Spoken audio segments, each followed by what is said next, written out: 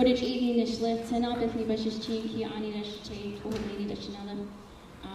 from Fort Defiance, and my family is from the northwestern part of New Mexico. I'd like to welcome, my parents are here tonight, so I'm really happy that they got to see what I do. And I know I spend a lot of time with all of you, and I hope they can understand some of the things that all of us are here to do, because I think many of us have parents or other people who have said, when are you going to get a real job? This job or this work that we all do is incredibly important, and I want to thank all of you for traveling to New Mexico. It was a very long year and a half that it took us to put this whole thing together.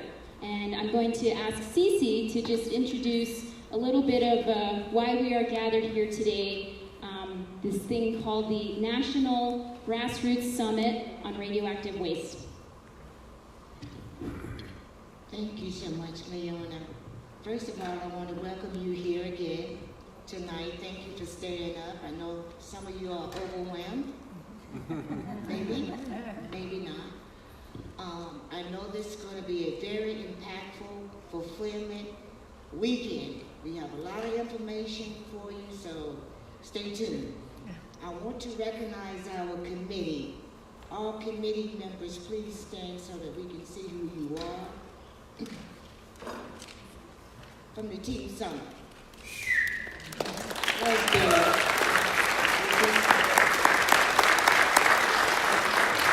Team Summit, stand up! If you can hear me, Team Summit, would you stand again so everybody can see you? Wave your hand, Molly, come on. Tim, where are you? Okay, these people work tirelessly. And a lot of times I miss the call. Because I said, oops, I'm supposed to be on a conference call. But still they allowed me to participate. Thank you so much for being so gracious. Are you enjoying the food and the hospitality and the show? Yeah, it's more to come. But you know you don't get anything free, you're gonna have to work for it. We have a lot of brochures and a lot of information and a very impactful night. I know you're looking at me. So, I want to welcome you here tonight. I am jet lagged. I don't know when, I don't know my name. I've been gone for 2 weeks straight. And Long had me beat. He's not gonna be home till Thanksgiving. So, these people are on the road all the time doing grassroots. And a lot of times we leave home not knowing for sure when we're coming back. But I want to commend you for being so steadfast in what we're doing here and what you are doing. I've done research so many times on things and I'm like, how in the world? We need to commend you. Give yourself a hand. Thank you so much. Leona, I'll give it back to you. Thank you, Cece. Cece works with an organization out of Georgia. We call it Georgia Juan. And over there, they're building 2 new reactors, nuclear power plants. These are the most recent nuclear reactors to be built. And they probably will never finish. But with all of your work, with everyone here in the room, they're going to be the last. Yeah. We will not allow the industry and this government and this embarrassment of an administration to do any more harm to our people. And that's why we're all here tonight. This is the Environmental Justice Panel on Nuclear Colonialism. And the people sitting in front of me here are some of my role models, some of my heroes, and some of the most valuable people, not just for my personal journey in my life, but for the state of New Mexico and for the future generations of this, not just the Southwest, but the entire Turtle Island, and I would even say the world. It's because of people like all of the ones sitting here that we are able to enjoy some of the liberties we have because these are some of the people that have fought hard to protect our communities from something that is invisible, something you cannot hear or taste or feel or smell unless you own a Geiger counter. And so what we're going to talk about here tonight are some very serious and heavy issues, and I just wanted to say thank you to all of the panelists and acknowledge them. There is one more panelist who could not make it here tonight. She wishes she could join us for this weekend because she knows just how important the work is that we're all doing together.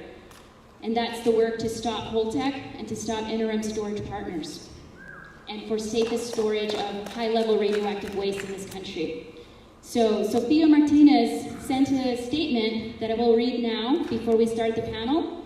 And she wishes she could be here, but she is right now at a presidential candidate forum on environmental justice, which shows just how impactful and successful some of the work is that comes out of New Mexico. And so thank you everyone for coming, and I'm really happy to get this going. Okay, so this is Sofia Martinez. She says, on behalf of Los Jardines Institute, we welcome you as environmental justice organizers, advocates, and activists to New Mexico for this very important meeting. You are guests on the historical lands of indigenous nations.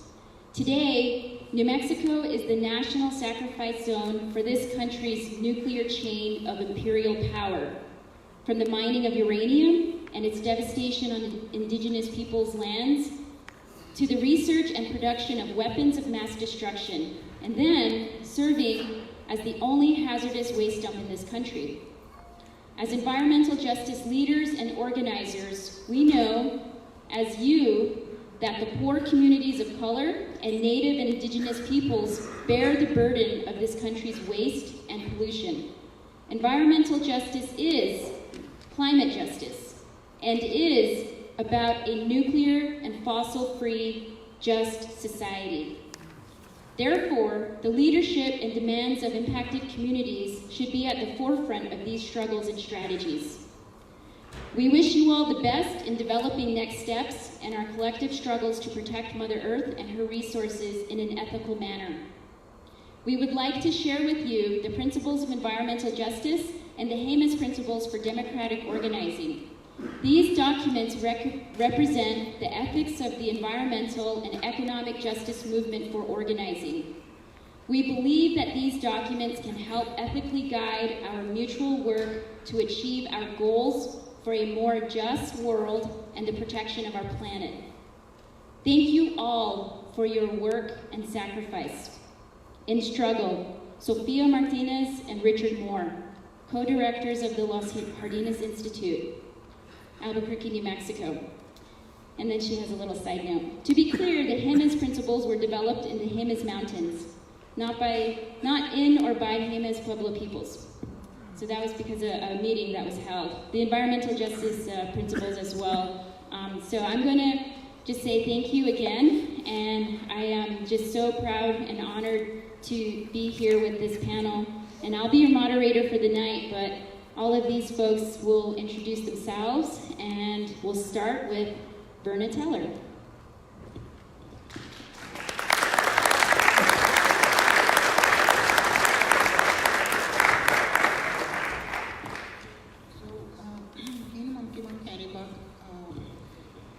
My name is Deschinny from the Pueblo, which is we know as Silva.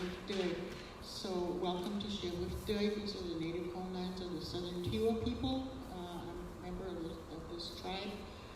I live probably as the crow flies about a couple of miles across the river. So I'm very close to home. These are our native homelands. Thank you all for being here. Welcome to Isleta Resort. And I understand that many of you are not from New Mexico, so I just want to extend my welcome and our hospitality to all of you here with us this evening for the next couple of days. Again, my American name or my colonized name is Verna Teller, and I grew up here in the Pueblo of Isleta. I was the governor of the Pueblo of Isleta, which is like a tribal chairperson, tribal president. I was elected governor here, and when I became governor here, which it's been a while, I was the first woman to hold that position, and the reason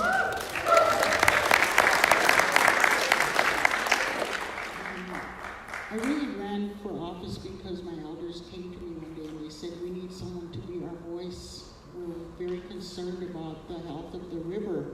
Deschinny is what her name is.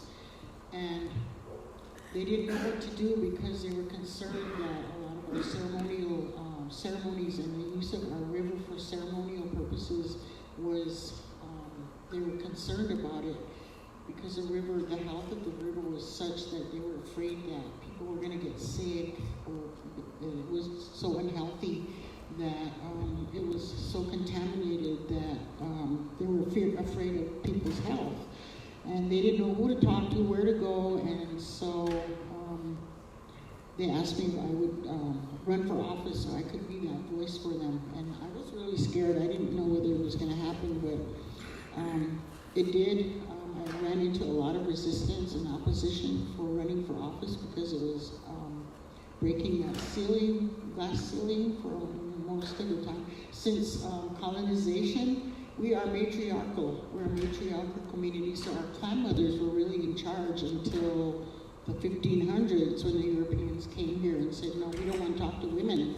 Women don't have that power, and we want to talk to a man, the leader, the man. And so there was no man because women were in control. So since then, it's been 500 years or so, so we've had to, over time, things have changed here in terms of that voice. So it just happened that around that time, the Clean Water Act and the Safe Drinking Water Act had passed, and there were some amendments to that law that allowed tribes to establish standards for their resources. So anyway, we started. I got elected, and it wasn't easy, but it happened, and it was a good thing. And we immediately started working on establishing water quality standards. We knew that we had to establish very strict standards because we were going to end up sitting at the table with the feds and negotiating those standards, and we knew they were probably going to be whittled down much more than we wanted them to. The state, which was surprising to us, the state of New Mexico backed off. They said, no, we're not getting into that fight. And we ended up establishing some standards, and it took a lot of work, a lot of political work, a lot of work with the science community, a lot of federal agencies, who, by the way, are the biggest polluters in this country. And with the help of a lot of local folks who were coming from the same place in the heart about protecting our environment and environmental justice. And I see some folks here today that I hadn't seen for a long time that helped us with that work, including Richard Moore and Sophia Martinez, Betuch, and lots of folks who supported our efforts. So we were at Isleta Pueblo. Eventually we established some very high standards for the river. We met with the city of Albuquerque, who's an upstream discharger. The most difficult ones to work with were Sandia National Labs, which is a sister to Los Alamos, and Kirtland Air Force Base sits right at the front door of our homeland. So it was very difficult working with those entities. They didn't want to play, obviously. Nevertheless, we were able to get EPA to approve our standards. Probably a week after we were able to get that approval, the city of Albuquerque sued EPA for approving our standards. And our standards were much stricter than federal standards and certainly stricter than state standards. And we fought a solid 10 years. We were lucky. The federal district court upheld our standards. It went to the 10th Circuit, they upheld our standards, and it went to the Supreme Court. And 10 solid years later, the Supreme Court denied cert, and they upheld our water quality standards. So we were able to establish that precedent for tribes across the country. We were the first tribe in the nation to achieve what's called treatment as state status, which meant that we had permitting authority over all upstream dischargers. So of course with that came a huge responsibility for the Pueblo of Isleta to monitor the river, make sure that the city of Albuquerque was in compliance. So it's been quite a struggle and a task for some years now. It's actually been at least 20 years or more since we've had our standards established, and we're still busy. We're constantly breathing down the neck of the city of Albuquerque to make sure that they're at least somewhat meeting our standards. I haven't gotten there. There's some constituents that are in the river that probably will always be contentious for all of us. We live in a valley. There's a lot of volcanoes. There's a lot of volcanic geography here, and that creates a lot of arsenic that ends up in our river. It's kind of a natural constituent, so we're always having that issue with the city. The Albuquerque Wastewater Treatment Center sits 6 miles north of our Pueblo boundary, so that's a constant battle. It never ends. The city just had a serious spill about 3 years ago. There were thousands of gallons of raw effluent that went into the river and came directly to to Isleta, and we ended up entering another battle with EPA. They were not really willing to help Isleta or compensate Isleta for that spill. It was really bad. So we know and we knew that the struggle was never going to end as long as this huge city sits at our front door. And that's just part of our problem, our issues. We have Kirtland Air Force Base and Sandia Labs. It's also right at our boundary. Where they end is where Isleta lands begin. So they're right at our door. And one of the issues that we're dealing with right now is the buried radioactive waste right along our boundary. And so we never knew that they had been burying that radioactive waste in unlined pits along our boundary here, and it's probably less than 5 miles from here.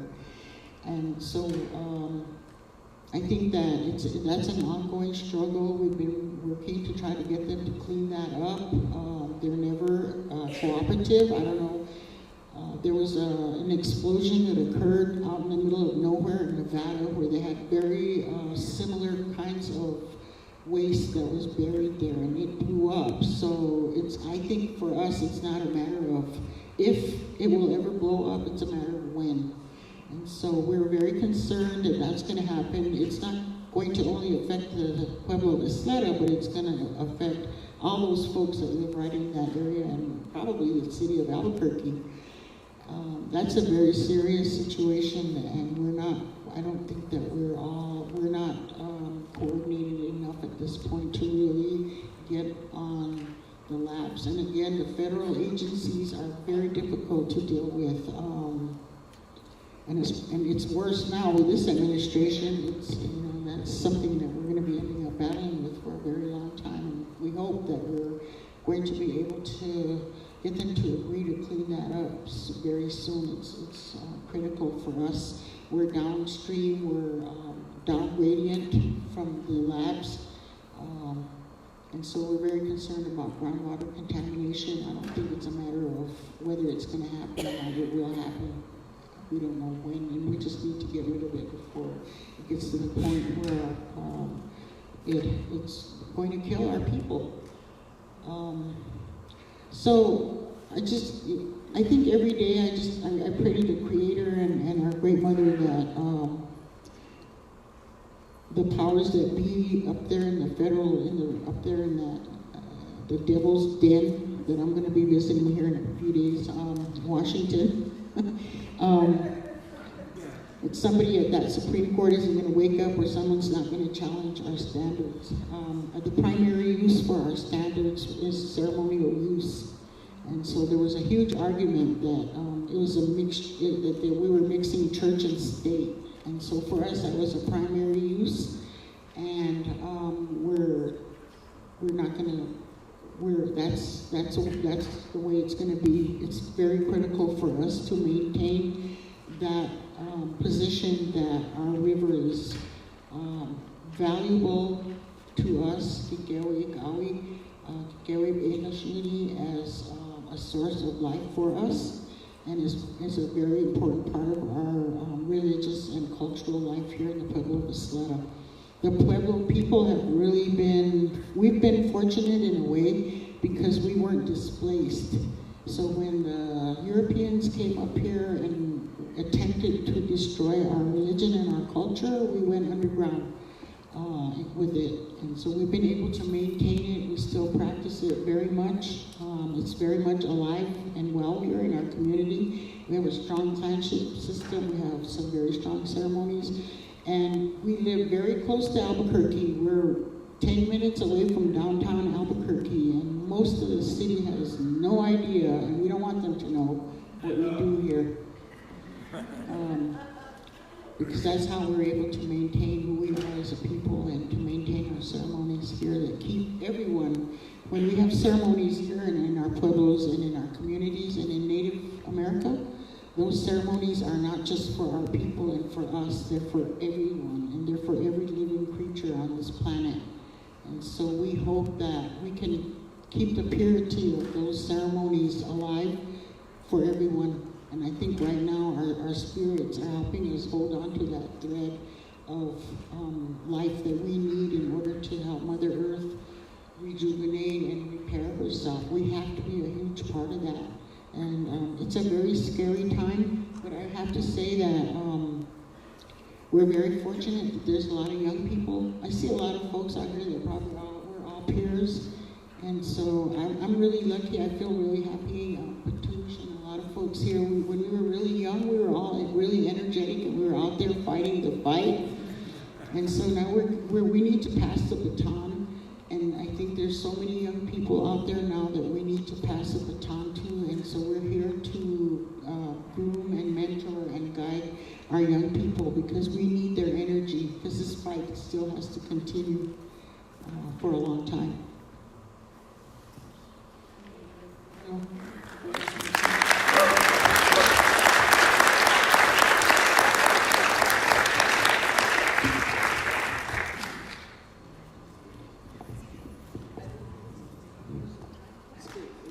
Thank you, Verna. And so we had Verna speak first because this is whose land she's from here, and this is whose lands we're on. And so as Indigenous peoples, I'm Dene. I'm not from here, but a lot of us are becoming more conscientious of whose land we're on and doing our land acknowledgements. And so that's why I'm very happy that Verna joined us here tonight. And all of these folks are from New Mexico. And one of the reasons we have this panel is because we want to talk to you directly about what's happening here. And we have a lot of visitors here tonight. So this is a good opportunity, I think, for you to know what we all live with the nuclear colonialism in the state and what's happening in our daily lives. And so next I would like to introduce Tina Cordova, and she's with the Tularosa Basin Downwinders Consortium. Thank you, Leona, and thank you to the organizers of this event. Welcome to New Mexico friends and colleagues. As Leona said, my name is Tina Cordova. I'm the co-founder of the Tularosa Basin Downwinders Consortium. We're a grassroots organization that was developed 14 years ago to bring attention to the negative health effects suffered by the people of New Mexico who were overexposed to radiation as a result of the tests that took place at the Trinity site. We were the first people ever exposed to radiation any place in the world. And honestly, our government has not been doing right by New Mexico ever since.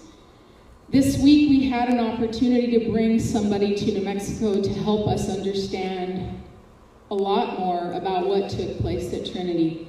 And I always say, when I tell the story, it's me telling the story, but when we bring somebody like Dr. Shanka, a nuclear engineer and a health physicist here, to sort of describe everything about Trinity that made it so dangerous to human health, and then to start the challenge to the false narrative that has existed ever since, we felt so blessed to be able to take him to universities, starting with Northern New Mexico College in Espanola, UNM in Albuquerque, New Mexico Tech in Socorro, and New Mexico State University in Las Cruces, so that we can all start to understand and challenge the false narrative. Having said that, I want to say a couple things about the test that made it so devastating to human health. And I'm not going to go into great detail, but I have to describe at least a few things.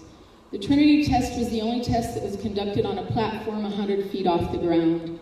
What that meant is the blast intercepted the earth, really had no place to go, and then it took up a very large quantity of soil, sand, animal, and plant life and incinerated it. The bomb produced more heat and more light than the sun, and then it carried this fireball over 7 miles past the atmosphere into the stratosphere. The bomb was very inefficient because, as you all know, it was the first time they ever did this, and they needed to make sure that it took place. So they placed 13 pounds of weapons-grade plutonium in that bomb, only 3 pounds fissioned, so a complete 10 pounds of plutonium with a half-life of 24,000 years went up in that fireball. And then, for days afterwards, it rained down on the communities around Trinity.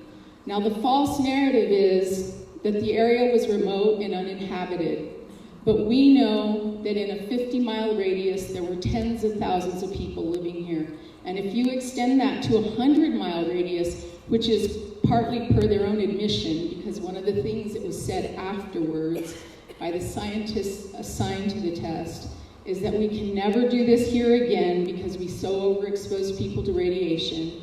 And if we ever do it anyplace else, we have to find a 150-mile radius uninhabited. So by their own admission, if you extend that boundary 150 miles, it exceeds Albuquerque to the north, El Paso to the south, Silver City to the west, and Roswell to the east. It's basically our entire state. And then you incorporate many more people into that false narrative of being remote and uninhabited. The other thing about Trinity that made it so devastating to human health is that it took place in 1945, at a time when in New Mexico and in most of the villages surrounding the Trinity site, there was not running water. What that meant is we relied on the collection of water in cisterns and holding ponds and acequias or ditches. And in listening to Dr. Shanka speak about this, it was incredibly remarkable because there was all of this ash on the roofs of people's houses now, and it was July 16th, our monsoon season, when we really had a very significant monsoon season, when people were literally filling up their cisterns, and now you have all of that radioactive ash, probably a lot of plutonium as well, going into people's water sources. That's the water that we used for drinking purposes, for bathing, for cooking, for cleaning, for every purpose that you use water for, and now it was completely contaminated. The other thing that didn't take place in 1945 is we had no grocery stores. We had mercantile stores, and what people bought in those mercantile stores were coffee, flour, sugar, cereals, rice, but you didn't buy dairy, and you didn't buy meat, and you didn't buy produce. All of those things, everything that you ate, you essentially produced yourself. Everyone had a garden, everyone had an orchard, everyone had a milk cow or goat. People raised animals for the purpose of meat, chickens for eggs and the purpose of meat. We hunted to supplement our food source, and all of that was now contaminated. Dr. Shanka talked about the grass, cow milk pathway, and how there is, this accumulation of radiation in the mammary glands, and then it is passed through the milk. And I asked him, do all mammals concentrate iodine that way? And he said no, and he said, I don't know, and we started discussing it further, and he asked me why I asked that question, and I said, well, because the nursing mothers at the time would have been concentrating iodine as well. And in 1945, the only option for feeding a baby would have been to nurse that child. what we found out also, and this is part of challenging that false narrative, what we found out also this summer is that in 1945, directly after the detonation of the bomb at Trinity, there was a huge spike in infant mortality in the state of New Mexico. Babies were dying here. And that information has been kept from us for 74 years. And when the government was contacted and asked about whether or not they knew what could be attributing to this, the government had the opportunity to finally intercede and do the right thing. And what they chose to do was talk to the lawyers on the Manhattan Project and make the decision to say, no, we know of nothing that could be causing this. And so people were losing babies. That is one of the reasons that Dr. Shanka has now decided that he needs to come forward and challenge the false narrative. One of the other things we found out this week in listening to him speak is that the people in New Mexico were likely exposed to 100 times more radiation than anybody was exposed to as a result of the Nevada test site. We also found out that there was monitoring being done during the Nevada testing through the summer of 1962, and New Mexico was downwind of those tests as well. And the exposures we received were cumulative, and we received them from 1945 through 1962. One of the reasons I think I was asked to speak about all of this tonight is not just to educate people from other places about what it is like in New Mexico, but also to make sure that everybody understands that if there's some expectation that somebody is going to do the right thing and come back and clean up their mess afterwards, please think again, because we have been waiting 74 years for somebody to do that, and it's never happened. And so I'm here to tell this story, to let you know that I'm a downwinder, that I stand up for everybody in the state of New Mexico who's ever been overexposed to radiation as a result of all of the environmental intrusion that's taken place here. And we are working very hard to get the attention of Congress. And for those of you who are from other places, because our congressional delegation fully supports us, but for those of you who are from other places, please, please, please, take the time to reach out to your congressional delegation and let them know that it's time that New Mexico receives fair treatment and justice for the injustice that was done to us 75 years ago. Thank you very much. Right now, I just wanted to acknowledge that the two women sitting here in front of me have something in common. And I don't know how many, I'm sure a lot of you from New Mexico know what I'm talking about.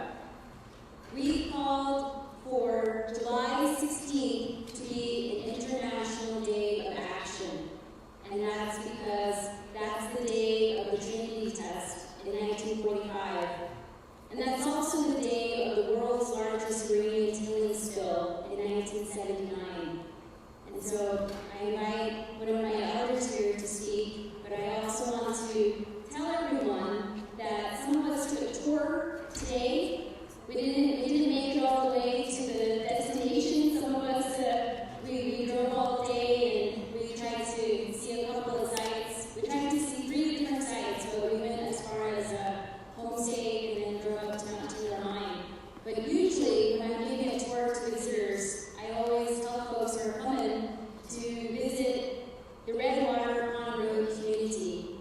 And so if you all have a chance, if Edith will invite you all, I usually invite folks, but that's her place, is to invite people to come to this event they hold every year to acknowledge one of the most devastating environmental disasters, like Tina said, that's not being cleaned up.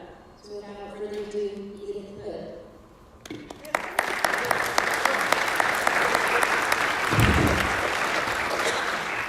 Okay, my name is Edith Hood, and I am from Church Rock, New Mexico. Well, really from the Redwater Pond area, which is 12 miles north of Church Rock. And Church Rock is about a few miles from Gallup, if that can put you to where I'm talking about. Red Water Pond was organized back in 2007 after some of our friends tested the soil in 2003.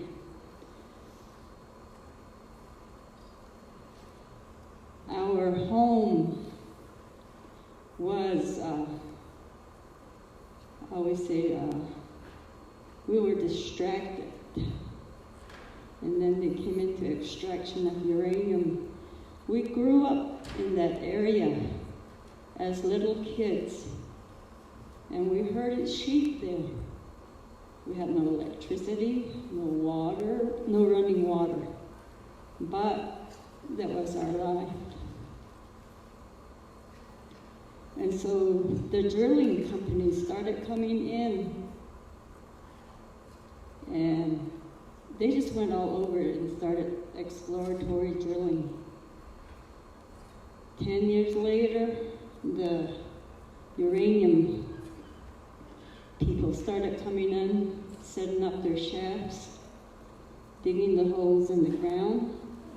By the 70s, we had people working 24-hour shift. During the daytime, the nighttime, and they call it the graveyard shift after midnight. And we were living there. I can say that the Navajo tribe signed those papers to let them loose on the land, but I don't think they ever went to the people to tell them what was going to happen. And so we were still living there, and we lived there when they moved in. Today, we have an abandoned mine on the north side, less than 1/4 of a mile away. On the south side, we have United Nuclear that had their mining there, also less than 1/4 of a mile away. And during that mining era, they had a meal facility down the road. So right now they are calling it the Northeast Church Rock mine site. And under the Navajo Nation, it's the #1 Superfund site on the Navajo Reservation. But nothing has really been done. They're still negotiating with NRC, Department of Energy. So we really have not really done anything. And we had 3 minor cleanups around some of the homes. But that's very little to what is sitting there.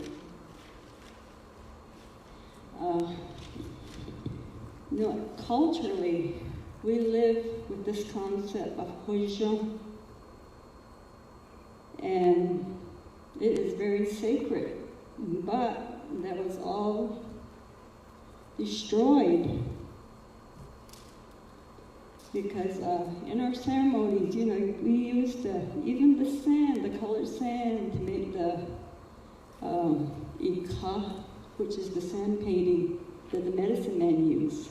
We used the herbs from the hillside. They were all contaminated. Even the water, the soil, everything.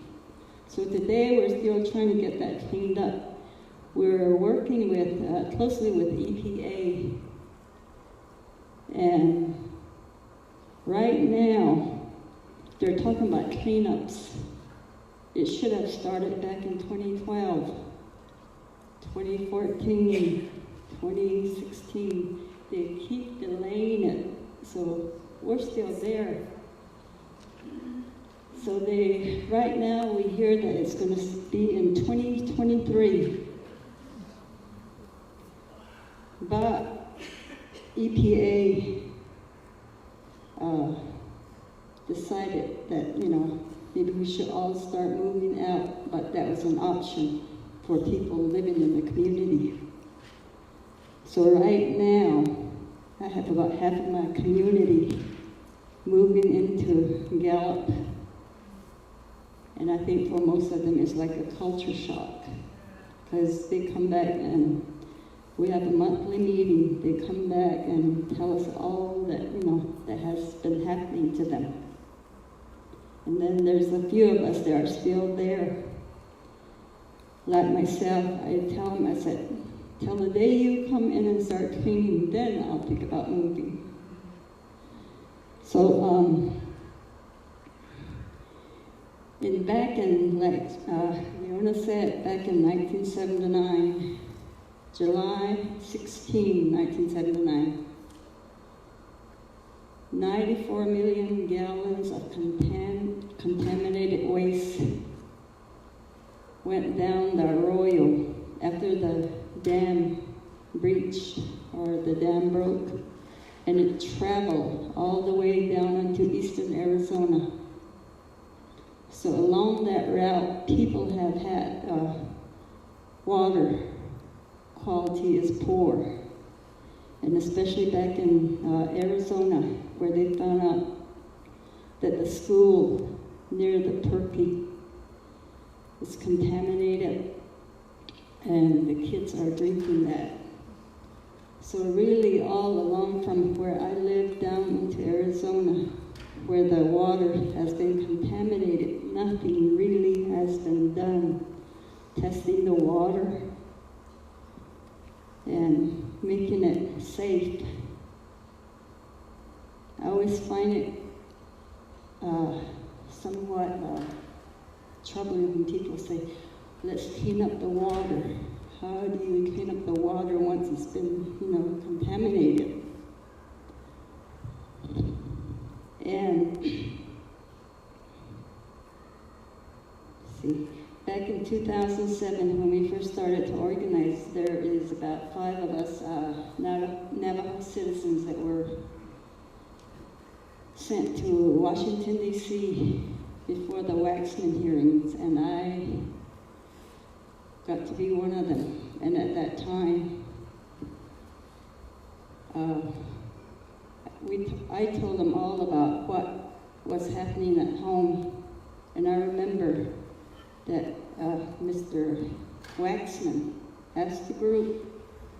There was Department of Energy, Nuclear Regulatory, the EPA, PHS, and the BIA. He asked them, where have you people been?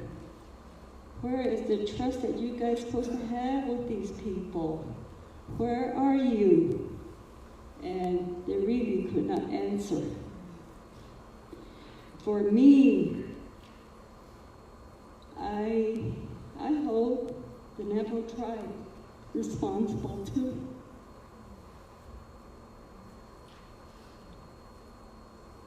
And we need these contaminated wastes taken off Indian land.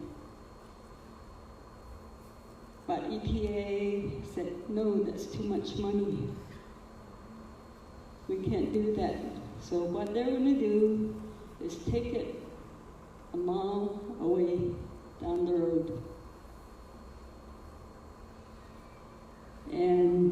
But we're still in that stage where we're talking to them. So right now my community is half of them are in Gallup. And you guys know about that, conquer and divide. I feel that that's what is happening.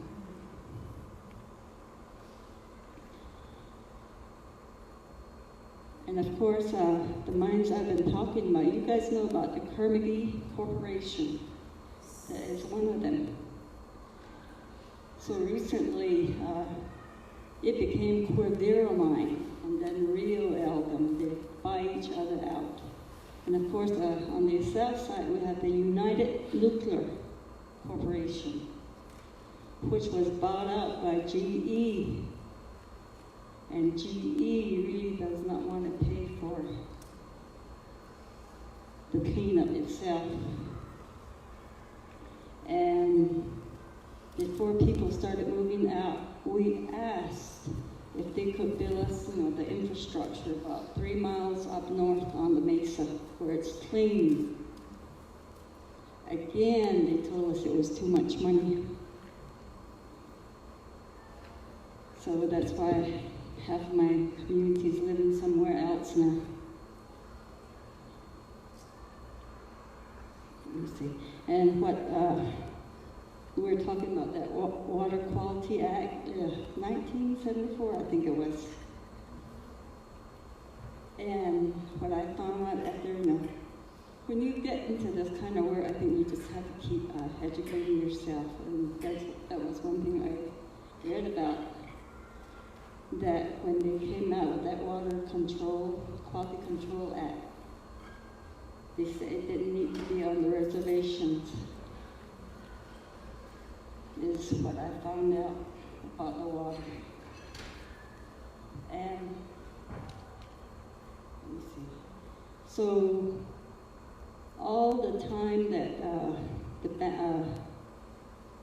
the mines had closed in 1980, they started laying off people. I myself worked in the mines because I had to. I was a single parent. I went down 1,800 feet, and then there's another level that's 2,000 feet. I worked with the mines, the miners themselves, never knowing that I could get affected by uranium, by inhalation, ingestion. I didn't know that. I said, never once did I hear them tell me it was unsafe. So in 2006, I was diagnosed with lymphoma. And I guess I could not really accept that. And that was the time when we were organizing to be an organization. I couldn't really take it on, but the community, pushed me in there. So today, I'm up here, and then I wonder, how come I didn't want to do this back then, And it helps when you see people, activism and all that. It's educated me a lot. And so we have people across the Navajo Nation that come and visit us, even from the United States, all these states. We're even in contact with Mongolia and Russia. We just had our annual mutton roast last month with these people. They show us their way of how, they butcher, it's not bloody like the way the Navajos do it. But that's one thing we do, and we've entertained a lot of high school kids in New York City from there, the Little Rat Schoolhouse. And then we've entertained a lot of college students coming in, giving them a tour. And other people from France, Italy, we've had them. And in their work also, they're helping us raise awareness, especially in our young kids today. I tell my community, I said, our grandkids, I think we need to educate them. They really didn't know what happened back in 1979. We need to educate them. So, why are we moving out, Grandma? So they have to clean up, you have to almost draw pictures to show them that. So right now, we're just waiting on a cleanup that is supposed to happen a long time coming. And it is a lot of work, especially, trying to get support from your own government, your own people. It seems like they don't believe you or something. So we have a lot of outside help in doing this kind of work. Thank you.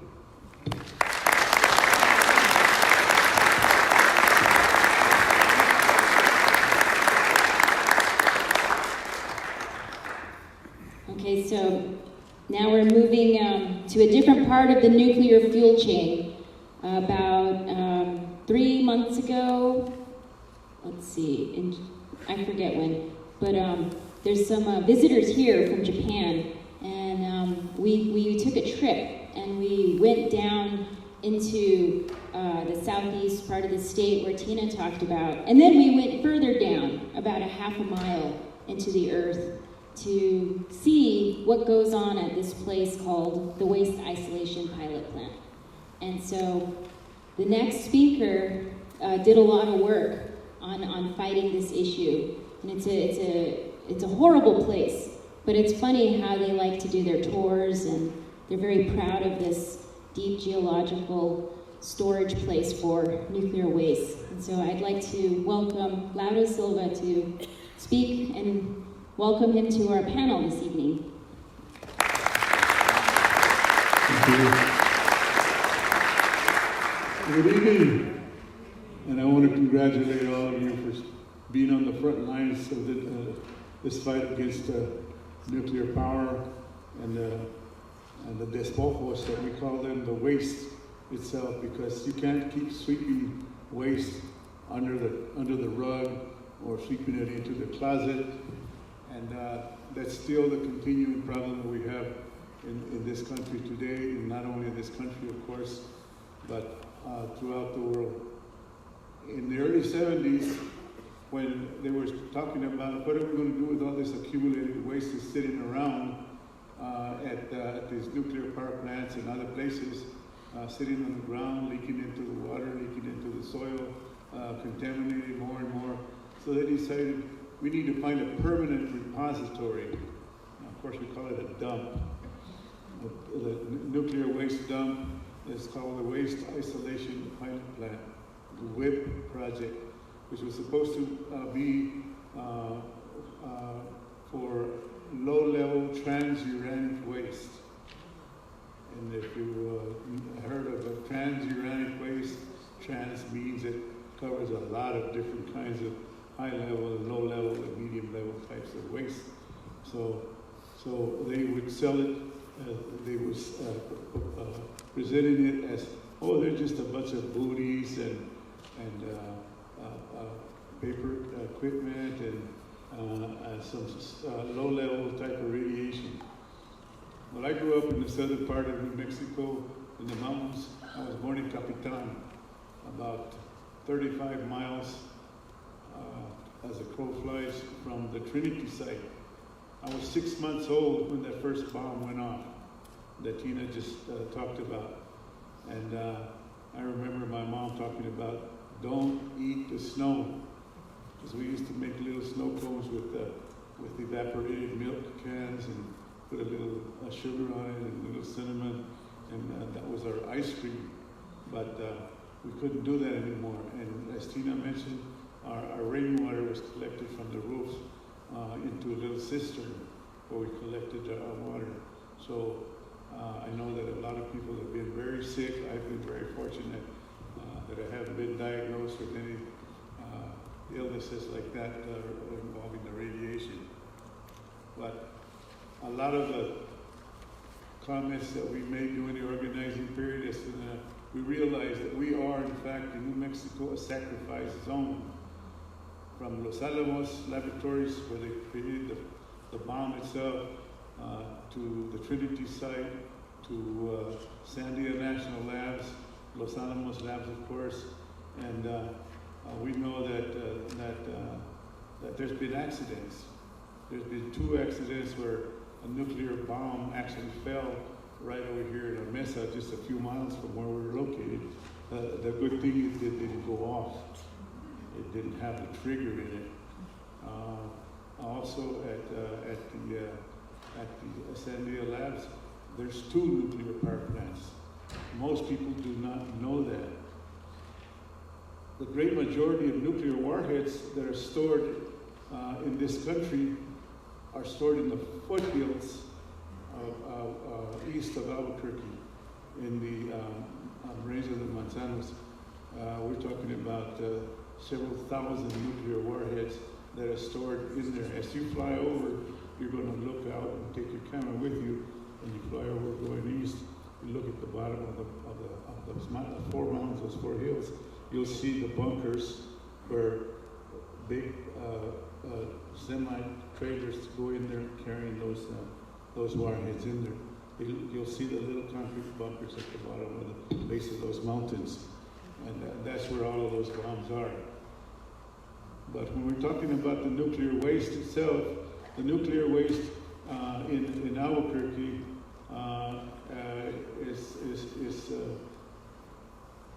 it's not just Albuquerque. Of course, it's from all over the country. It's from other states where the nuclear waste comes in, and especially, of course, from Los Alamos labs and from Sandia labs. And so, during the organizing period, I was asked to be the lead organizer. Luke Colombo, Jeff Nathanson, and some other folks through the Southwest Research and Information Center were able to get a grant to do some organizing around the waste that was coming in, or they planned to bring in. And so I traveled throughout the state. We organized the student movement at all the different universities. We made presentations to legislative committees. We even talked to city councils whenever they would have us, to the Rotary Club, to a lot of those folks, and told them about the Price-Anderson Act. The Price-Anderson Act, of course, if there's an accident, a nuclear spill in one of the communities where the race was going, there was no way that money that was allowed. Anyway, organizing around the nuclear waste itself took quite an effort. Most communities, the Chicano community in particular, were having to deal with the day-to-day bread and butter issues, and they saw that the nuclear issues were kind of not immediate. Of course, you can't taste it, smell it, or feel it until the onset, which may take 15, 20 years before you start seeing the health impacts of the radiation on your body. So we had to be able to talk and build a coalition. We did collaborative organizing work around those issues. We ended up talking to a lot of the Native American groups from the Powhati, Laguna, Acoma, the Dene Nation communities, talking about, and we built and organized around the Mount Taylor gathering, which was an international gathering. We had folks from Japan and other places that came. We built a movement. It takes a movement in order to fight. We can't just do it by ourselves. A lot of us are turning gray hairs now, and we need the young people to come forward. We need to train and teach the young people what's going on. Yes, this is climate change. This is going to affect us very soon. We say in our communities, 7 generations. We have to look after 7 generations down the road. How many generations do we have now, really, with climate change, unless something is done right now? When I see that 16-year-old little girl speaking, Greta, she is fantastic, and that's what we need. About 20 or 30,000 of those young people out there in the streets. Train them, bring them forward. On the WIP project, going back to the WIP project, we organized statewide, whether it be students, farm workers, ranchers. We talked to everybody that we could talk to all the way across the street. I remember one of the state legislators said they will move that nuclear waste over my dead body. I will lay down in the road in front of those trucks. Well, the gentleman didn't make it. He was a good man, a good legislator, but he passed on before. We were able to hold him off for almost more than 25 years until Bill Richardson, who had been appointed to the head of the Department of Energy, also became the governor of New Mexico, and really just opened the doors wide open to do that. So the folks, eventually we organized what was called Citizens for Alternatives to Radioactive Dumping, CARD. Whoever has heard about CARD? Anybody? CARD? All right. Well, it's still around, and CARD is continuing to do more work on the ongoing matters right now, where they want to put it high-level nuclear waste in there, and they promised us they would never, ever do that. And this is exactly what they're doing. There's just the incidents that have occurred, the nuclear waste leak that shut down the website for about 3 years. They opened it up again, and they're moving that waste again, and now they want to put high-level waste in there. They're no longer calling it transuranic, and they don't have to because it's a high-level kind of stuff that you can be exposed to and not live very long after that. The plutonium, of course, is the low-level radiation that is a big particle. You get that in your lungs, and it travels through. You get it right on your skin, it might not go through your skin, but the problem is breathing it and getting it into your bloodstream. And it's like a big diesel truck crashing into the cells all over your body. My brother worked as an environmental tech at a San Diego lab contractors. I told him, don't work there, brother, don't work there. And he did. He said, I'm just gonna do that for a while and then I'm gonna move on. But they told him he didn't have to work mask at a certain point, and when they opened the barrel, 3 of them got contaminated. That happened twice. Within a year, he came down with cancer. They found it in his lungs, and then they saw that it had spread throughout his body. He lived for another 4 or 5 months after that. So people depend on it. I myself worked out in the Grants area, the so-called uranium belt, and I saw that there was radiation, but I needed a job at that point. A lot of people doing the mining working there, a lot of people from all over the state came to work because it was jobs and they paid a little bit better. I worked on the drilling rig, drilling for uranium for a while. I got uranium dust on me when I were working on those drilling rigs, but at that time I didn't know as much as I did afterwards, and that's when I was asked to join the group, the coalition. We formed collaborative organizations with Native American groups, Chicano community groups, and put together several big gatherings. The Mount Taylor Gathering. Anybody remember the Mount Taylor Gathering? Mount Taylor was a national, we had Dr. Rosalie Bertel, we had elders from the Hopi Nation and other tribes. We had Bonnie Raitt, we had a lot of folks that came from all over the country, and we were able to shut down the Gulf mine at Mount Taylor. That Gulf mine was shut down because it contaminated and destroyed the water supply of the community of San Mateo. Also, we worked around the uranium mill tailings piles.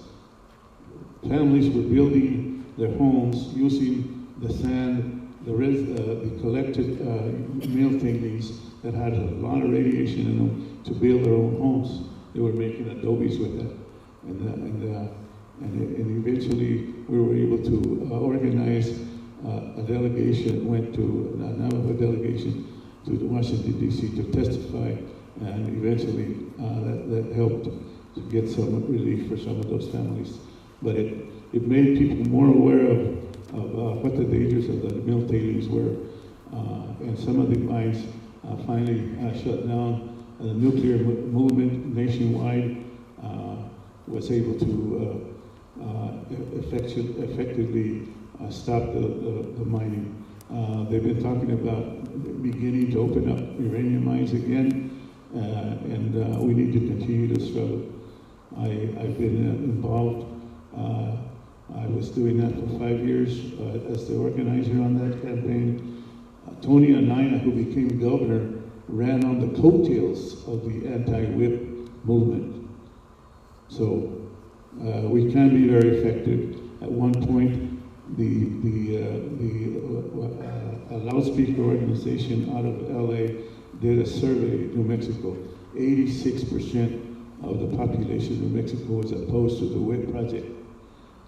So organizing and making it a multicultural, multilateral movement, because we had a lot of anti-nuclear activists that came in to join us, like Linda Taylor from Boston Council Alliance, and other folks that joined us so that we could be more effective in our organizing work. We need to be able to step forward and not hold back. Some of my organizing friends, like John Liebendorfer and Jeff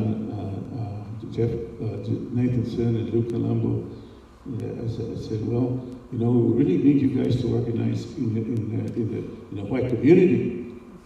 Well, they said, yeah, we can't organize it. They're too racist.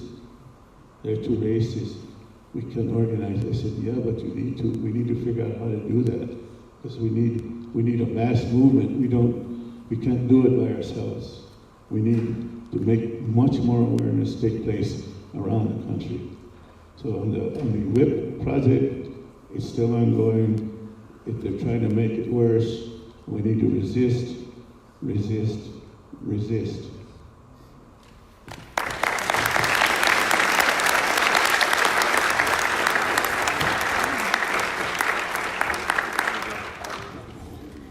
Okay, so we got 3 more speakers. Thanks for hanging in there with us tonight. I'm really happy that Lauro joined to speak about organizing, because that's what we're here to do. And unfortunately, all of the work they did when they stopped and shut down those mines, some of us are having to do again. And that's how I got involved 12 years ago. And so here I am still today, now dealing with different issues. And one of the most important things is to try to renew that movement and to build that movement. And so for us, the host organization is tonight, Nuclear Issues Study Group. We invited all of these panelists here tonight, and it is my pleasure to welcome Rhianna Deschinny, because she's also part of our organization. So I'm going to let her introduce herself. So thank you, everyone. Welcome, for helping to welcome Rhianna.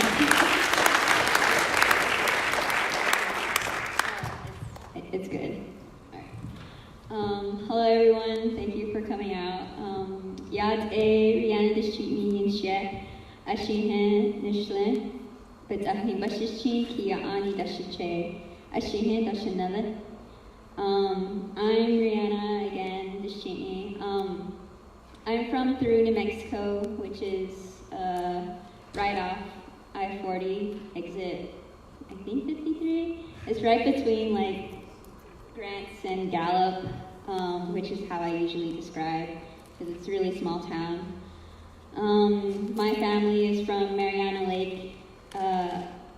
I grew up on a checkerboard area of the Navajo Nation. I'm a student at UNM. I took a class called Nuclear New Mexico with Eileen, who's also a founder of NISG. And taking that class was a really big moment for me, being a Diné Azah, which is a Navajo woman. I made a lot of realizations in that class, just from family history. Hearing a lot of stories from my family about uranium mining, but not really understanding the context of what it means. And then taking that class and putting the puzzle together was a really big realization as to why things have happened in my family and to why, how we were being affected, and it all made sense to me. My grandmother, Helen Hosky, is really the rock and foundation of my family, and she's coming from a Navajo Ardzine family. It's a matriarchal system, so the women in our family are like a big deal. They take charge, and it's just who we are culturally. And so I never got the chance to meet her, and I feel like uranium mining and contamination, all of that took that relationship from me. Sorry.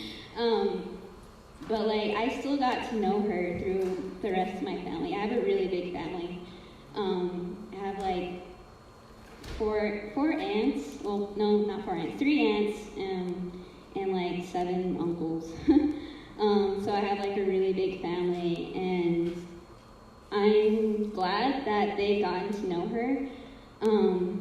So growing up, they really affected how I am today, and they taught me a lot of things. And from them learning that stuff, they learned through my grandmother. And taking that class, she passed away from lung cancer. And like she lived, I guess, downwind from an abandoned uranium mine. It was never closed, never like never dealt with responsibly. So I believe that that's the reason why she left us and she moved on. But a few, like 9 years ago, I was diagnosed with cancer. And in a lot of literature about, nuclear or uranium contamination, it does affect, like generational.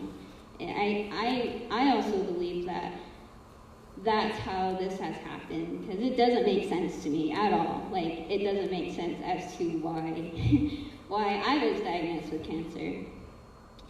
But I'm better now, and I think I had to go through those experiences in order to be here to talk about these issues, because they are important.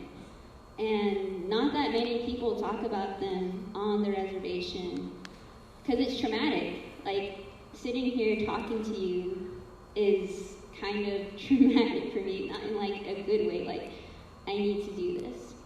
I had to have those experiences to talk about these things. And I do that a lot in my art.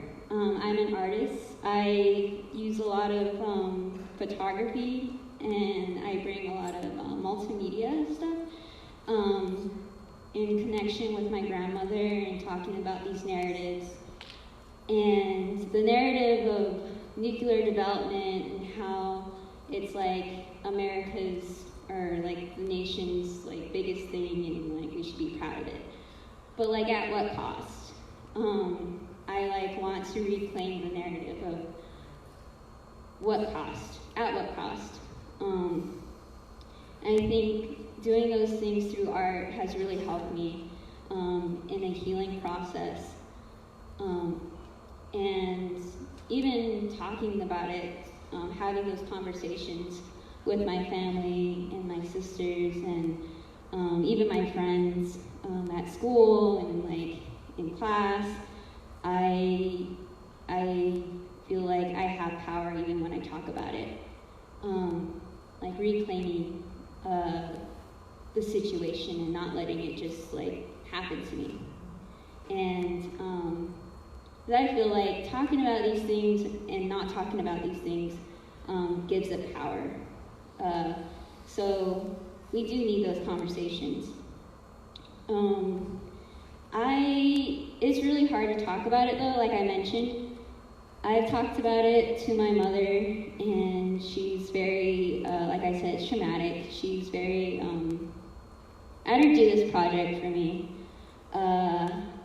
we have land in Mariana Lake. Recently, I think like 2-3 years ago, it was fenced off. And the last memory I had there was piñon picking with my family. And we cooked out there, like mutton, which is sheep. We cooked the mutton out there, we gathered wood. It was a whole family outing, and it was really like one of my best memories. But like now it's like closed off. And now I just worry about the people who were there and like what may happen. Now I can't go back to that place, and my mom can't, and we don't know what's going to happen. We don't really know the process, and we don't have. That's a challenge about being an environmentalist and being a person who comes from like a marginalized area. Like we don't have time sometimes to do the work because we're worrying about how we're going to put food on the table or how I'm going to get to work. Like it's hard, but like it just makes it a lot harder to have those conversations. But I'm really proud to be here and see everyone here sitting in this room, and I want to say just say thank you to Isleta Pueblo for allowing this event to happen on their land. And it's truly an honor to be among all these people. I'm like the youngest, and I was really nervous to speak. But I think I really want to continue working on this work and bringing awareness, and actually I want to bring art into it. I think it's a really big, I think it's an effective way of talking and having these conversations. It deals with things emotionally, it brings out emotions in people, and I think that's what can influence action.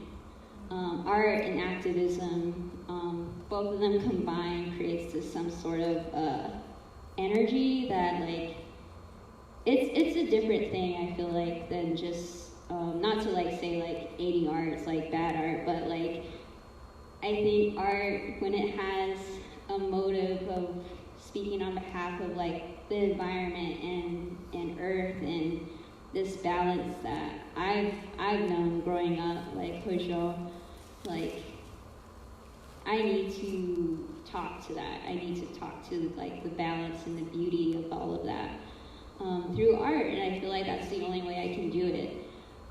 Indigenous ways of knowing things, I feel is very important when dealing with activism or environmentalism. I'm sorry.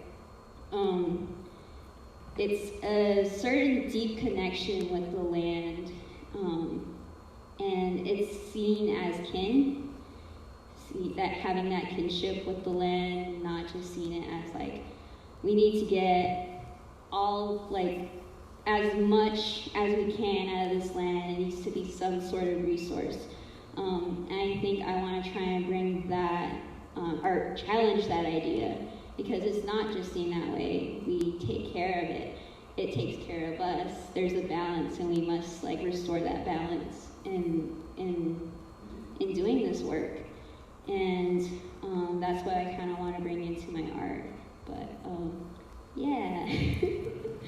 So that's all I have to say. Again, thank you so much.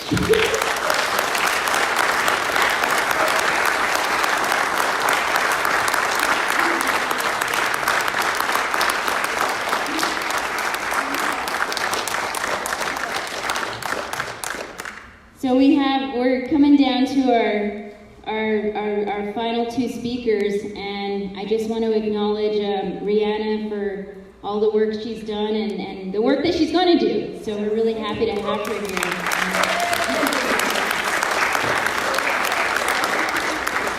So next we have Mr. Mr. Juan Reynosa, and he works with the Southwest Organizing Project. And Juan comes from an area that we are going to be spending a lot of time talking about this weekend. Thank you.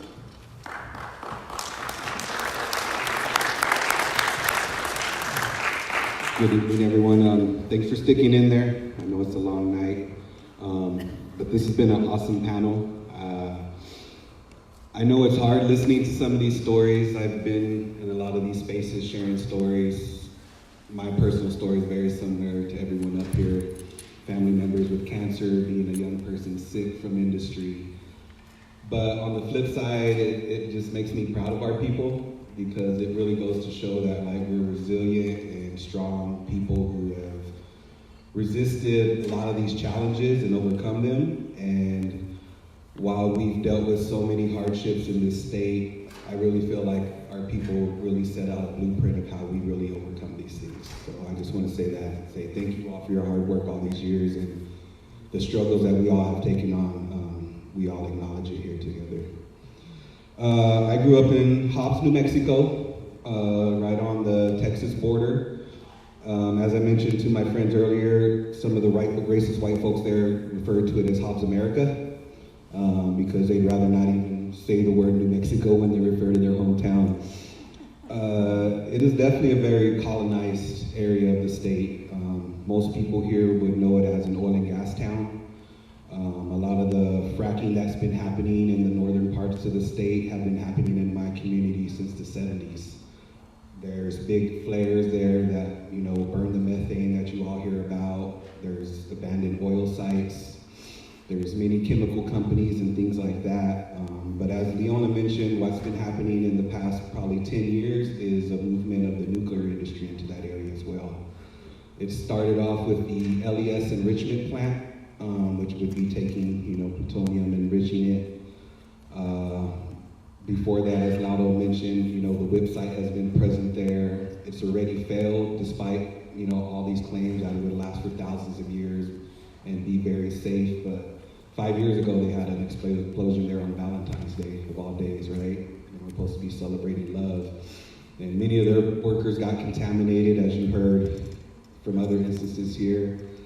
It's been closed down, and now, out of nowhere, they're talking about accepting high-level nuclear waste after that incident. You know, as many of these stories, none of it makes sense, but it's an obvious picture of the legacy of environmental racism in our state, where military and industry have taken upon themselves to try to locate in communities of color.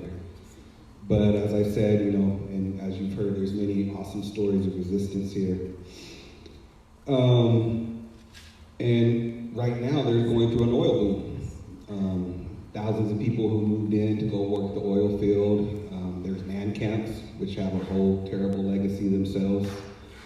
And on top of this, you know, people are driving around the highways, getting into deadly wrecks on a constant basis right now. And yet we hear that they're supposed to be transporting high-level nuclear waste, you know, via 18-wheelers on these highways right now.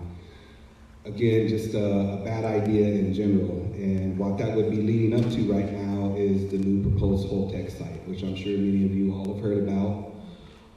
It's scary to me because my mom and my sisters and all my nieces and nephews still live there.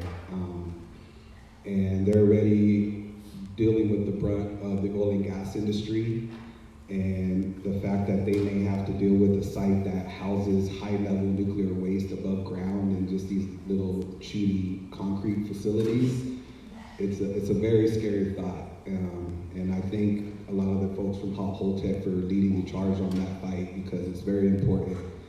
What's surprising is many people in my hometown don't want that nuclear stuff either.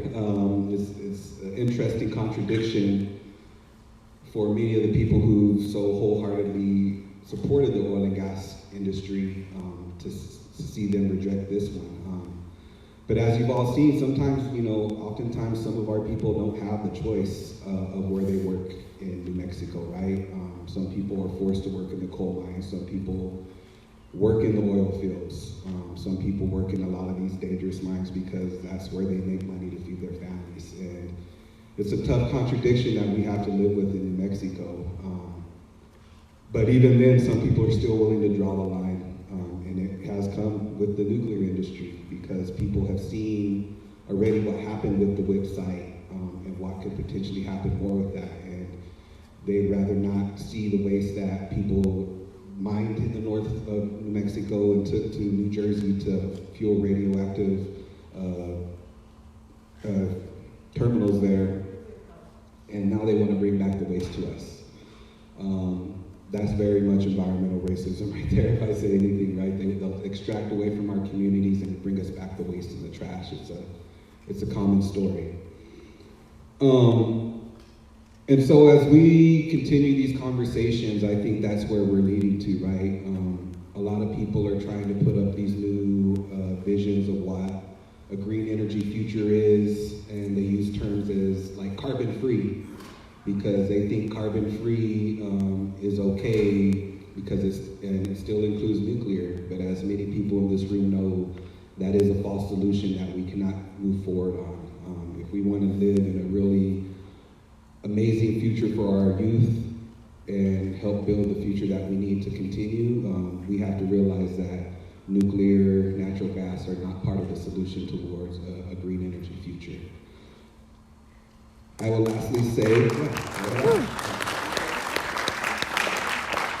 and so I just want to thank you all for being here. I really appreciate you all being able to get the perspective of New Mexico. We have a long history of environmental injustices here, and so seeing you all being able to come here and learn from us is very motivating and inspiring, so I'd like to say thank you for that. And lastly, I want to say thank you to Leona's parents for showing up.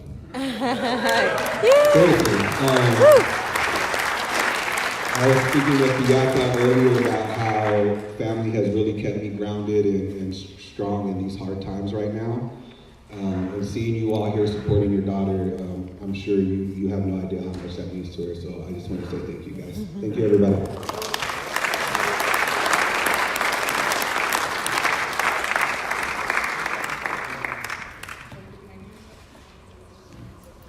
I didn't want to point out my parents, just I wanted to respect their privacy. So thanks, Juan.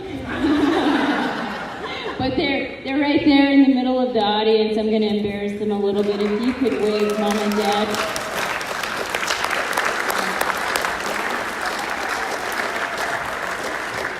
My parents always come to the meetings that I invite them to whenever they can. So when we were fighting the Navajo tribal government, like Edith was talking about, my parents are there. And then, because I make a lot of money doing this work, my parents they're always there. So they're the people that make what I do possible. So thank you for acknowledging them, Juan. And thank you. Thanks, Mom and Dad.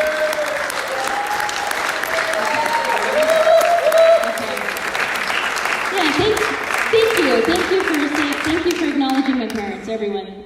Last speaker, I asked Beata to come and I asked Beata to do something extra for this evening, which was to bring in, some of the sacred elements and to do what needs to be done. So I'll let her talk about that if she wants.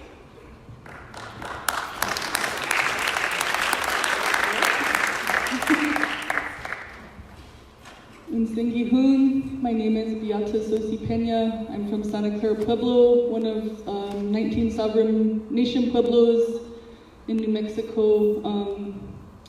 It's about an hour and a half north from here. And it's good to be here. I'm honored to be on this panel and building off the work of my mentors. Many are in this audience, many who are sitting here. And, I want to speak a little bit about the importance of place where I'm from. And, in this slide, you can see Pozongue, also known as the Rio Grande. And one of our mesas, which is an ancestral site, sacred site to us, called Tunjon, known as Black Mesa. And that's kind of the boundaries between my Pueblo and San Ildefonso Pueblo. So we're neighboring Pueblos. And I think why we put this picture up is because we really have a campaign of recognizing the colonial standards of who is protected from environmental exposure regulations for radiation in this country.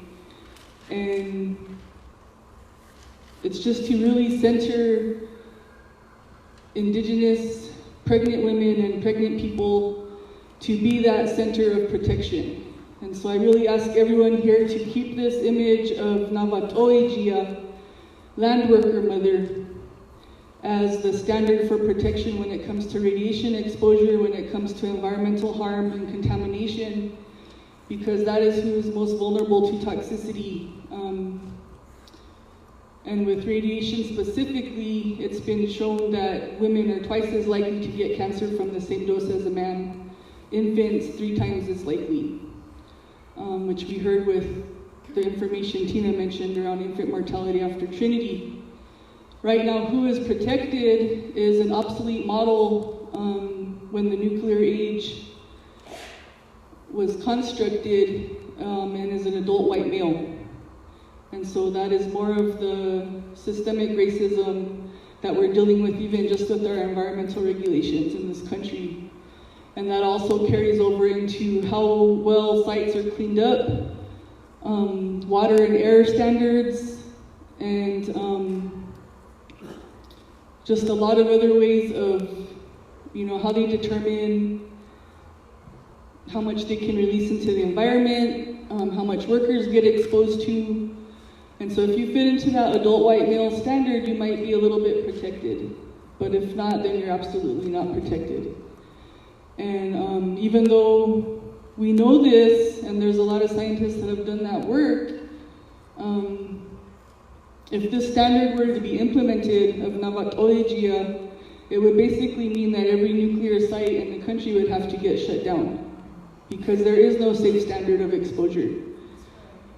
And we're also dealing with, and this is also to raise awareness around how environmental justice is a reproductive justice issue, and all those intersections of land and place, and how these facilities have some of the only known toxins that can cross placental boundaries.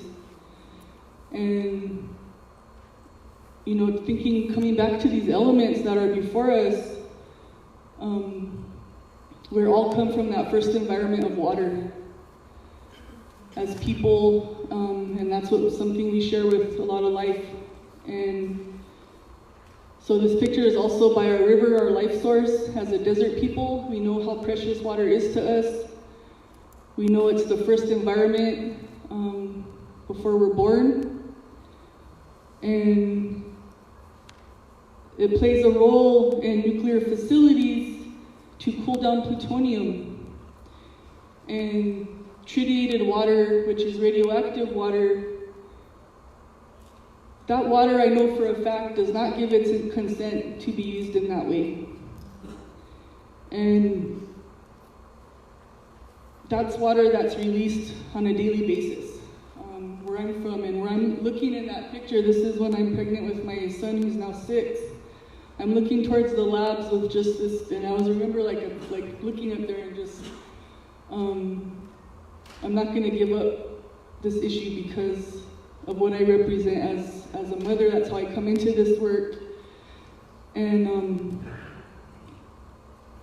there's a lot of concerns with the harm that we see happening in our communities. And so where I'm standing in that spot, the laboratories are about 25 minutes away, where they're located. And they're up on top of our watershed on the Jemez Plateau on a seismic fault zone from a dormant supervolcano, which is the Valles Caldera. And so we have a lot of concerns about how this site was never meant to be a permanent facility, how it was not chosen for its safety, but for its secrecy. And yet, because of the greed, because of the amount of money that has gone through these labs, Winona LaDuke in her book, The Militarization of Indian Country, says it's over $17 trillion that has gone into Los Alamos National Laboratories alone. So this is another false narrative that the government does not have the money to spend on what it wants to spend, that it doesn't have money for cleanup, that it doesn't have money to compensate victims of exposure from downwind communities. That's a lie. And we know what the money that goes towards military spending.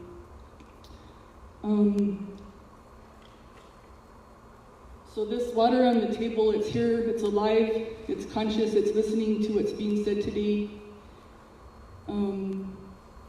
And I just want to, if anything, when you leave here, remember that when you talk to another person, that we're also water, we're speaking to water, to each other.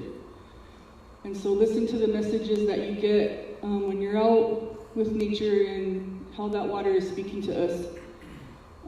Please, you could change the slide. So this is a picture of Area G, the nuclear waste dump at Los Alamos. It's over 35,000 barrels of mixed radioactive waste stored above ground and below ground. The below ground portion is in unlined dirt pits. The above ground portion is in canvas tents that has been threatened by wildfires, I think on 3 occasions. On this last occasion, the fire had to get diverted north towards my homelands of Santa Clara, Pueblo, and as a result, we lost 85% of our watershed and forested lands to save this waste dump. It is also located on one of our ancestral sites. Los Alamos National Laboratory is occupying over 275 ancestral sites that in our culture are still very much alive. We don't like to call them ruins. That's not an appropriate term because they're still alive. We believe the spirits of our ancestors are still living there. We have to go and tend to these places. And we deserve a seat at the table to how these places are going to be healed and restored as our ancestral site, as living places of spirit. When the labs first came and occupied this place in the military, this waste dump was actually home to some of our oldest kiva structures in the state. And to them, it was just a convenient hole in the ground to store waste. And from then, that's where this waste dump grew. So it really upsets me to hear Verna talk about separation of church and state and how that argument can be used against us when this whole area is the western portion of our church. Who gets to define what a church is? This is the equivalent of having 35,000 barrels of waste in a cathedral. And so there's no separation of church and state because we live in our church. This petroglyph is of Avanyu, our water serpent. This is another ancestral site that is now behind armed guards and razor wire that we no longer have access to. If we want to pray here and give our offerings in spiritual practice, we either have to go through all kinds of red tape and tribal liaisons and special permissions, or we can stand on the road and pray from a distance, which is the route we usually go these days. And again, this is one of hundreds of sites that we have to navigate this with. We could turn to the next one. Juan mentioned oil and gas. Rio Arriba County, which is where my Pueblo is located, is one of the poorest counties in the nation per capita. Los Alamos County is the richest in the nation per capita, has the most millionaires in the country. And we're living right next to each other.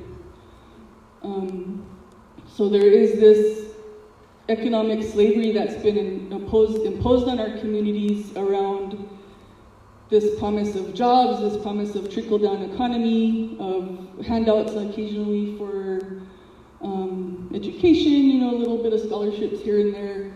But mostly they're pretty open about the need to just recruit the workforce and harvest our young people to maintain the mission of maintaining the nuclear weapons stockpile, and they don't make any hiding of that. The other map is the map from Fukushima Daiichi plant, which is one facility that we now lost the entire Pacific Ocean due to other seismic issues. And then the picture below is where there is a hexavalent chromium plume already in our groundwater. It's merging with an RDX plume and a perchlorate plume. These are all from facilities that were before Trinity. You know, we need to really advocate for these communities, because I think the 15, 20 years before the bomb happened, this site was completely unregulated. So everything that was happening, they were dumping into the canyons on our watershed. And you know, we found RDX in our agricultural fields, and that can only come from high explosives testing, which is also how I got into this work after hearing my backgrounds as an educator, early childhood developmental specialist. And when I moved back home to my Pueblo and started experiencing the detonations on a regular basis from the disposal of these high explosives.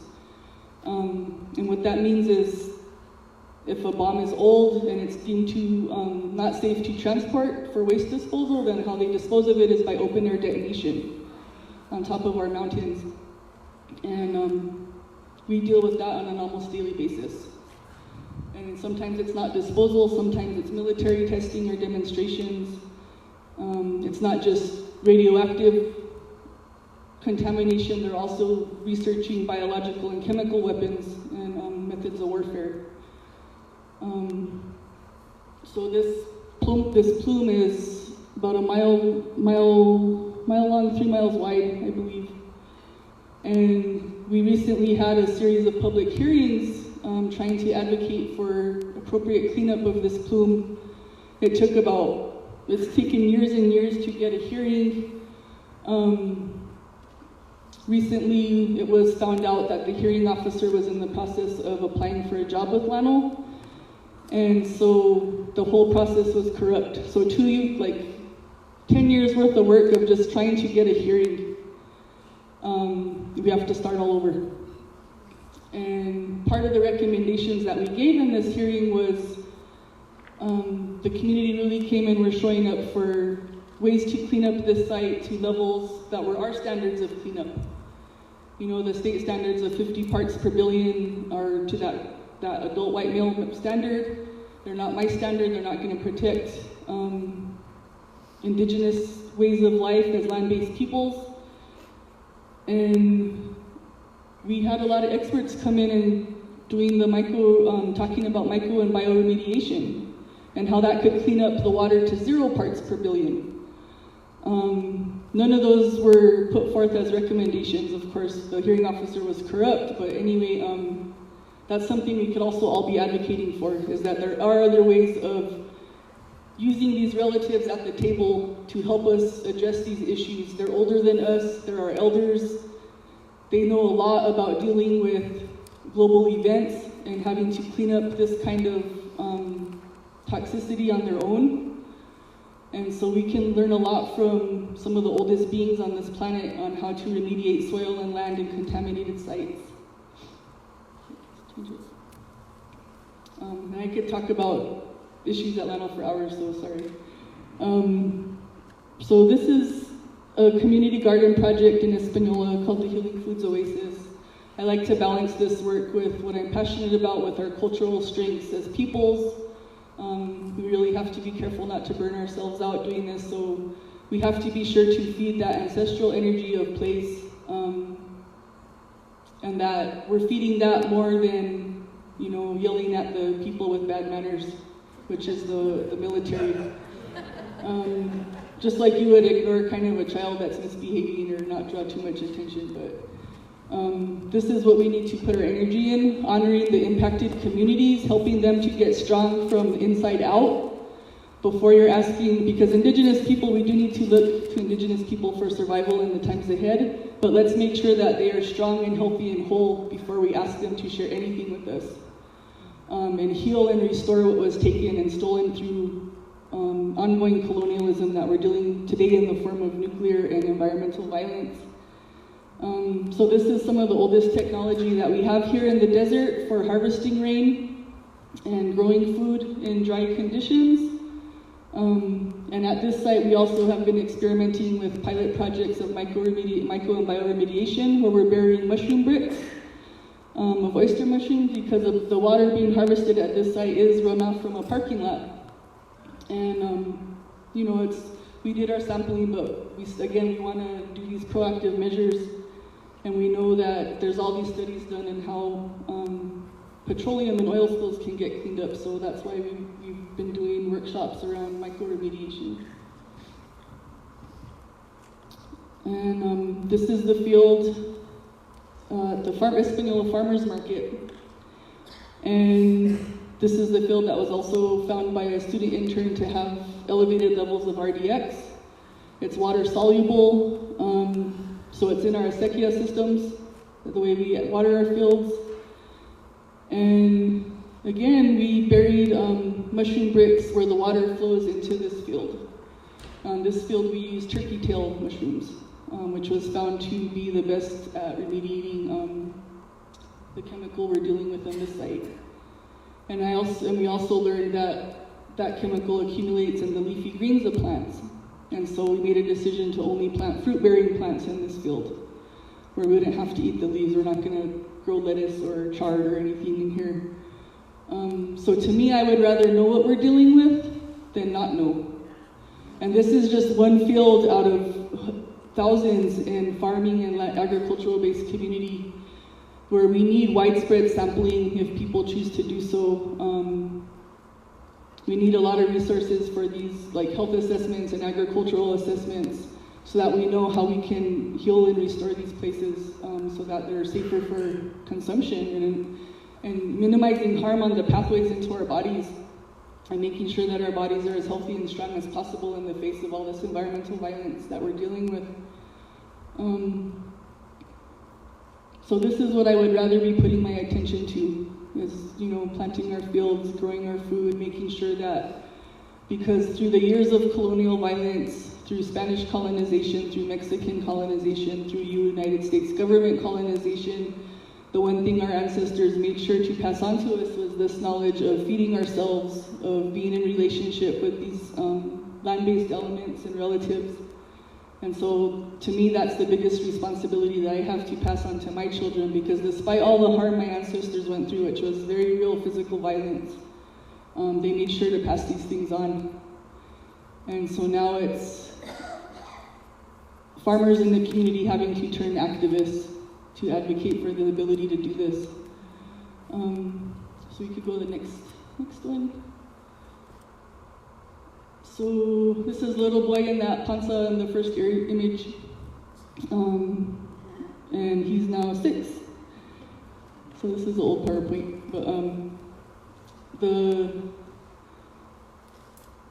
just to end on this note of, doing these talks and it feels like we're spinning wheels oftentimes with the big powers that be, but I know that putting these thoughts and intentions is keeping that energy moving for these next generations to come. And we have to have hope that they'll have everything they need in the times ahead, and that we'll be able to come together and have to create these solutions for ourselves, and that we make sure we have a seat at the table. And what's the thing? No, destroying the table. Snapping the table. And so it's time to really speak more honestly on what it is we're dealing with. That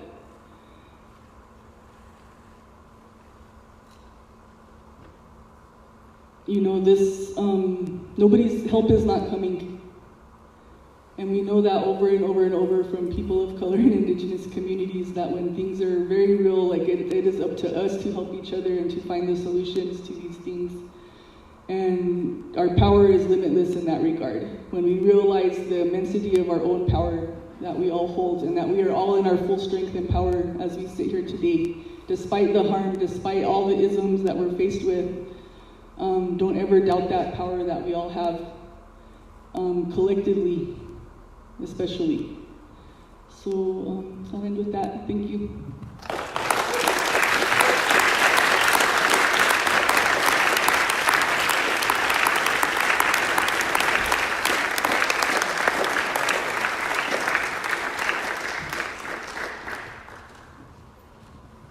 Thank you, Beata.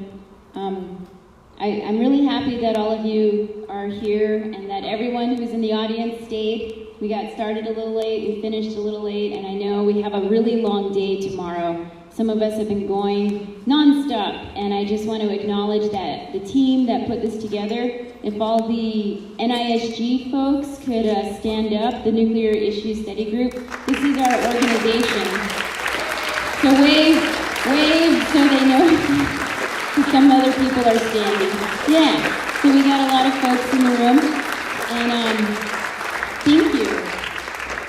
Our organization is, I think we're just like a little baby in the anti-nuclear fight because we're only 3 years old. And, you know, in terms of radioactivity, that's, you know, millions of years. That's a really small baby. But we try to do things differently. We try to center impacted peoples first. And I think one of the things Sophia would have said if she's here is that as environmental justice organizers, we speak for ourselves. And so I'm really happy all of us sitting here today, all of our panelists sitting here today, were able to spend a couple hours of their time, which is one of the most valuable resources that we have. It's really all we have is our time and how we use it. And so I know the work that all of these people represent are huge monsters.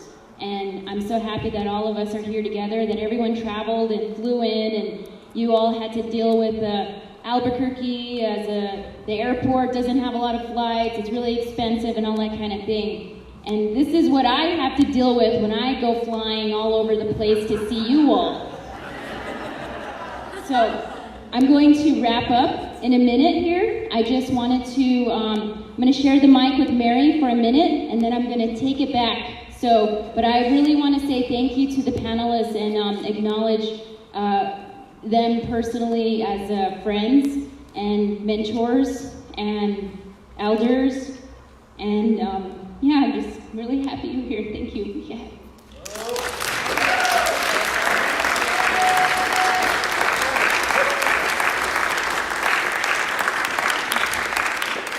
I also thank everybody that Leona just thanked, but I'm cutting in because we all need to thank Leona.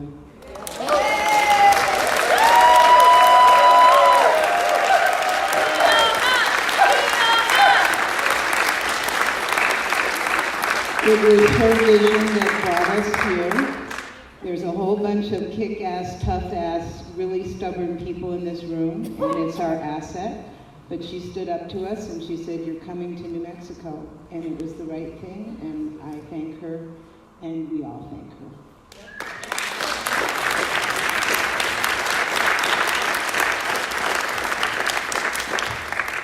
So one final thing I just wanted to say is we got a long weekend ahead of us, and our organization wanted to give a small gift, a token of our appreciation to all the speakers. And so the speakers, we got a little gift bag for you. And before you go out the door, we have t-shirts for all of you. You can just go to the back table, get your size, and if you want, there's tote bags too. So we made this, we got this, yeah, go ahead and come out. And so our organization, we're trying, we're trying to do things differently.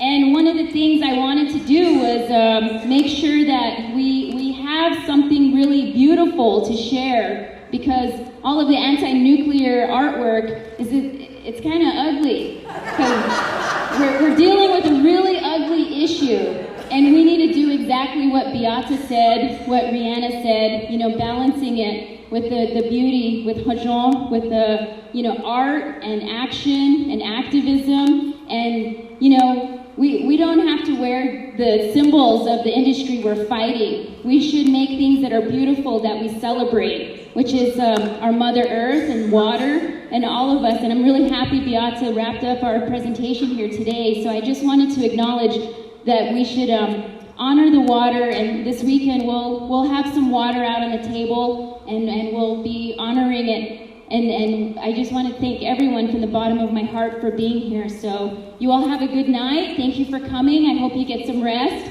and I hope I do too. So, yeah.